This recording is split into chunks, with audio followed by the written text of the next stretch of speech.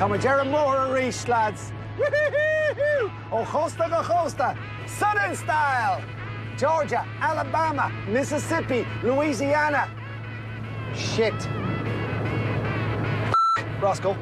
Kerte Shin Tevir.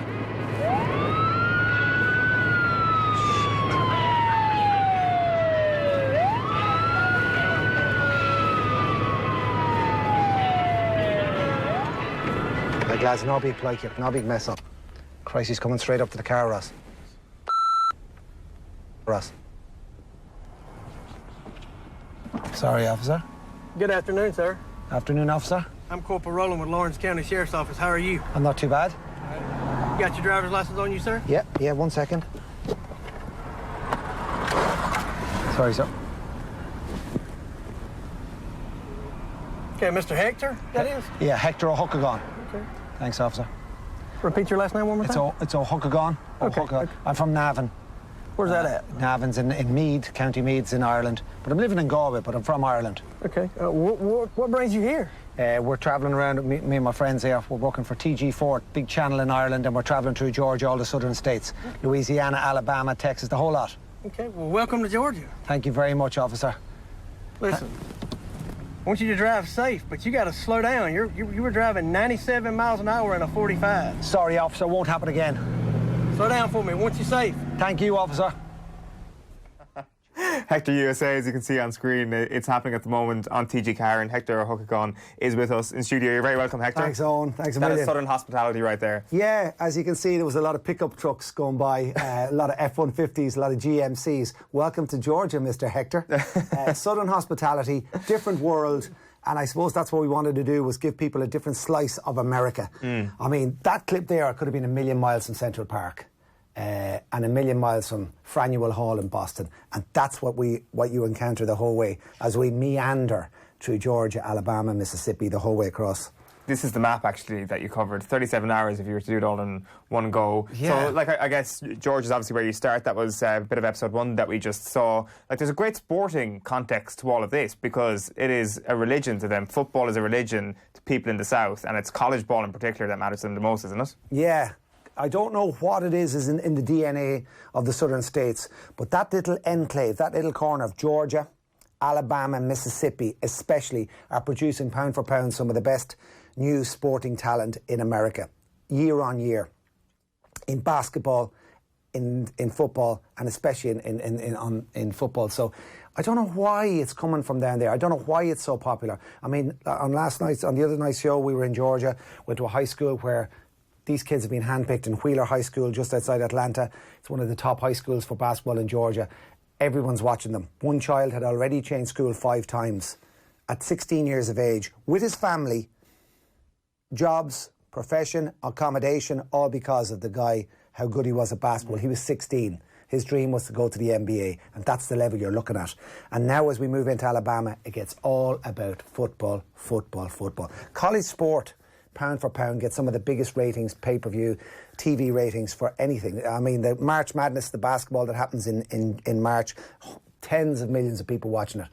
And the amount of support for the local National Football League team in Atlanta or in Alabama is incredible. It's just hard to explain. I mean, when you get to Alabama, you realise there's only 2 sporting teams. There's Alabama State and there's Auburn University down south. It's incredible. Yeah, let's have a look at Auburn University. This is another clip. This is the next episode of Hector USA. Football is the economic engine for our athletics department. We have about a $150 million budget. And so with that, we pay our coaches, we pay our dietitians, our strength and conditioning people. We buy this equipment. We pay for their academic advisors. We pay for their travel, their uniforms, right? We pay for psychologists and psychiatrists. We pay for all those things for our young people. We have about 550 student athletes here in this athletics department and about 300 staff members. So it's from a business side, it's a minor company. How do you fund all this? We fund it by lots of different things, right? First and foremost are our fans. When they buy tickets to our football games, they also make donations. We also get revenue from multimedia rights, the TV revenue, ESPN, and that helps us provide an experience that's like no other. This is big business. It's big business, but the reason why we do what we do is because we want to help young people be better in life. We want to help young people be better citizens. How successful have Auburn been over the years with sending these guys into the next level? It's kind of a calling card for us. We produce, with weight rooms and facilities like this, and with people who care about your overall and holistic development and growth, we help prepare people physically, mentally, and emotionally to put them on the platform to have an opportunity to play at the professional level. A lot of these athletes are incredibly elite, right? They've got muscles that we didn't know existed. They're faster than the average person. They can jump higher. They're mentally stronger. They're physically stronger, and that helps them make it to the next level.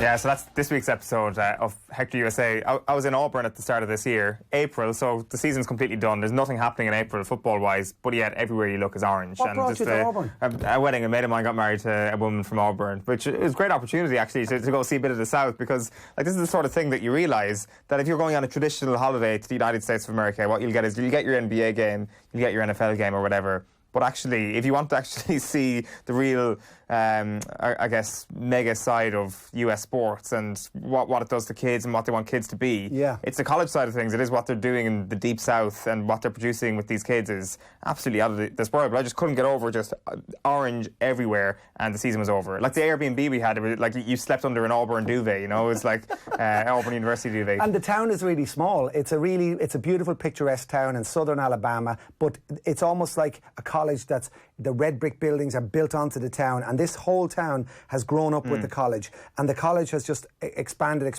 The only way I can describe it on to people as well is, and what I felt is coming home, is that if everybody in Connacht followed NUIG when they played a hurling match, if every man, woman and child in Connacht followed NUIG when they were playing a GA match, so that they wore their colours, that there was an 80,000-seater stadium beside NUIG, and that everybody fed into that every time they played. That's the only way, or UCC, or UCD, that's the only way I can describe it. Yeah. It's the love and the passion they have for their local university team, and the rivalry, it's second to none.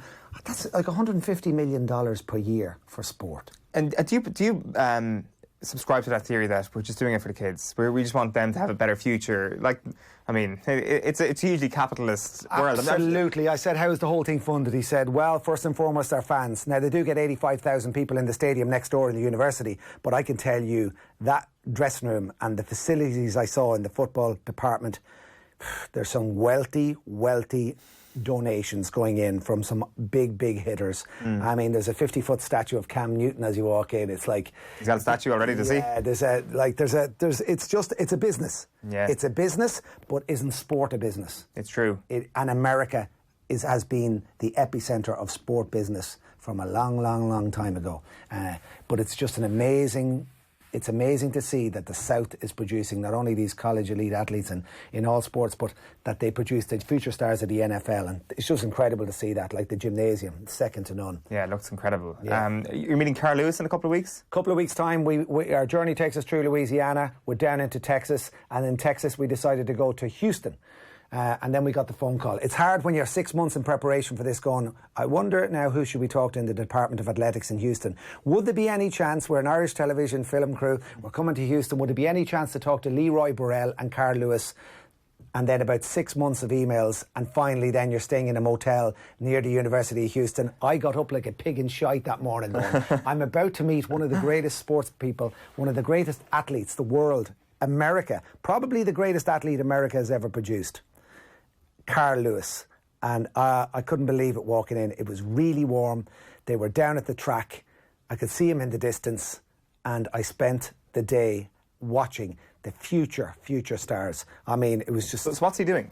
He is he's the head coach at the athletics department in the University of Houston, in tandem with Leroy Burrell, who was in the 4x100 American relay Olympic gold as well. So that's where Carl is. Carl started off in California and then moved down to University of Houston. He was an alumni there, so he has a lot of an affinity with Houston. He's been based there for a long time. He hasn't changed a bit. He looks like he's just won 4 goals in 1984. He's just like he's after knocking it out of the park at the long jump. I couldn't believe it was him, because to think of what he did, this is way back in the day when athletics was there, but there was no Usain Bolts. To win 4 goals at one Olympics, and to have the long jump wrapped up after one jump because he wanted to rest his legs. So he said, what I'll do here is I'll win the gold in the first jump, and he clattered it, 18:22, a world record. First jump, gold medal, move on to my next one. It's incredible. And is he producing the next athletes, like as in track and field athletes for the United States, or is he working with footballers as well? Or? No, it's only athletics, and again, that's a huge market. So you've your basketball, you've your football down there, but the rivalry and the competition to produce the next All-American superstars. Their 4x100 team at the moment, he said, would make the Olympic final. And these are 17, 18-year-olds. Well, let's actually have a look at the episode. Here is Carl Lewis at the University of Houston. Morning, Carl. Oh, Hector. hey, good seeing you. Carl, I'm going to have to be honest. I can't believe I'm sitting here in Houston with you, and because you haven't changed a bit. You haven't changed a bit from that man who was blowing up my television. You were running out the side of my telly and into the kitchen. You were that fast. Right. Man, I cannot believe it. Thank I'm you. trying to hold it in here. Do you know? I'm trying to hold it in. You're only halfway. The first Olympic medal, was that the sweetest? You don't know what it's like to win one until you do, and it was phenomenal. It was amazing in Los Angeles, and to do it in your home country, and remember it. But it was also one of four, so I didn't have time to like, oh, this is great, and go out, and because the next day I had to compete again. So when you go 7 out of 8 consecutive days, you don't really have time to celebrate each one. You do it in the moment, then your mind has to move on. Leroy Burrell, it's an absolute pleasure to meet you. Very nice to meet you as well. I used to see you on television, competing. That was a long time ago. At the highest level. And this is what happens about 30 years later. So, you know, I had a really wonderful career, and after I retired, I moved on and started coaching here at the University of Houston, my alma mater, and been here ever since. And I bought Carl back 4 years ago, and now so he's an assistant coach here. Carl Lewis, 9 gold medals. The Carl Lewis. The Carl Lewis. Wow. The rivalry, and I've seen it on my journey. You know, I'm a sports fan across the board. I'm a massive athletics fan.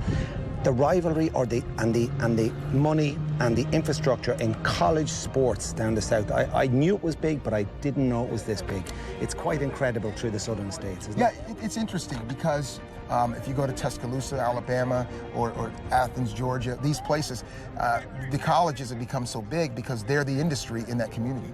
Everyone gets into it, and I think it's good for the college towns that they have them. Well, we got a really good group of guys. Our 4x1 relay would make the Olympic final. This Houston team would make the Olympic final. Actually, our 4x1 and our 4x4 would make the Olympic final.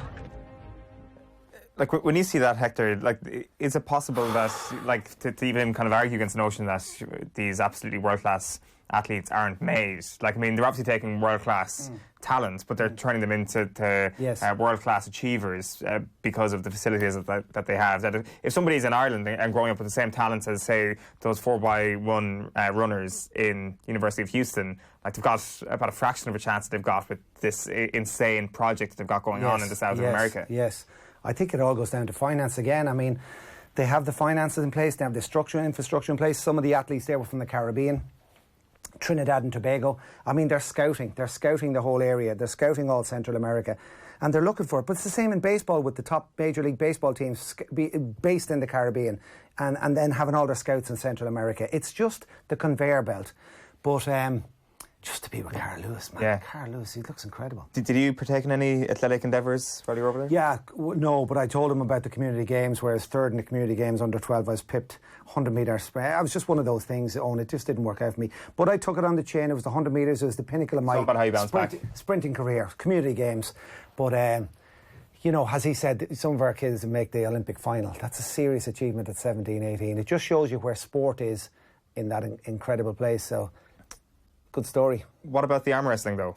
This is what I'm trying to get at here. Like, I mean, there is a future of sport for everybody. Like, when you don't win that community games gold medal, somebody should have been coming over to you at that point saying, "Listen, Hector, there's an arm wrestling future for you." Here we go. Did you ever arm wrestle at the back? No, of class? I've never actually. Yeah, I have, but I always lost. Seemingly, it's all about in the wrist and the twist, and you're allowed to lift this a little bit. So we walked into a pub in San Antonio, where the world champion was pulling. They call it pulling. Okay, pulling, that's illegal. Yeah, they call it pulling. There are pulling clubs all over Texas, and especially in San Antonio, and it's pulling.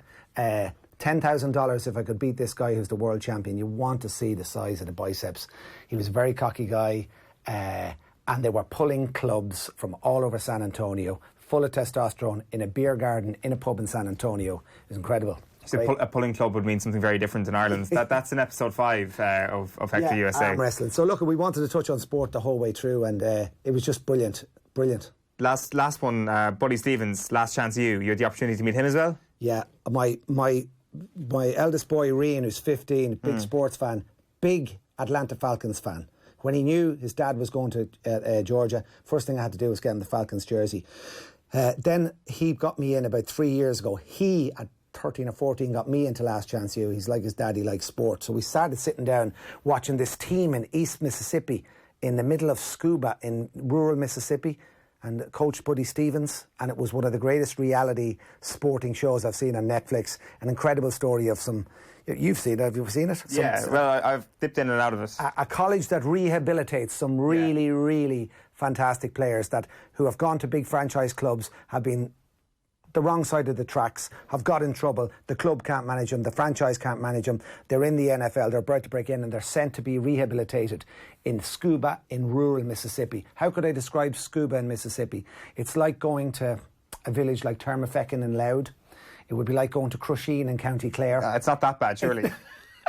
It's like going to the middle of nowhere. A 7-Eleven, a petrol station, and then the college. It's like going to agricultural college in Mount Bellew, County Galway. You know the way they strategically put agricultural colleges in the middle of nowhere? Well, that's where scuba is. And Buddy Stevens moulds them back into some of the best young footballers in the country. It was incredible to spend the day with this guy, the star of Last Chance U. Class. So if you had to pick one highlight from the season or something that's still to come, what should we be looking out for? It doesn't have to be sports related.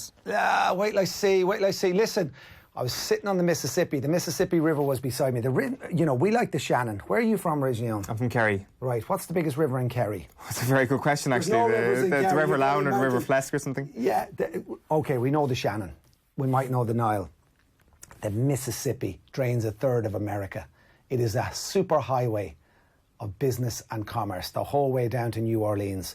When you're sitting on the banks of the Mississippi, in the middle of the state of Mississippi, with the Delta blues music in the background, with the cotton fields in front of you, all I could think of was Tom Sawyer and Huckleberry Finn. Two blackguards who built a little boat, who said, I'm fed up of school, I'm going to mitch for the next couple of weeks, and I'm out in the Mississippi. It's an incredible, rich part of the world, and I hope to bring an audience on a unique journey through 8 states on Hector. They say Mississippi is the worst state. Statistically, in pretty much all the statistics, Mississippi kind of falls below every other state. So it is like the worst state that's out there, but there's an attraction to that.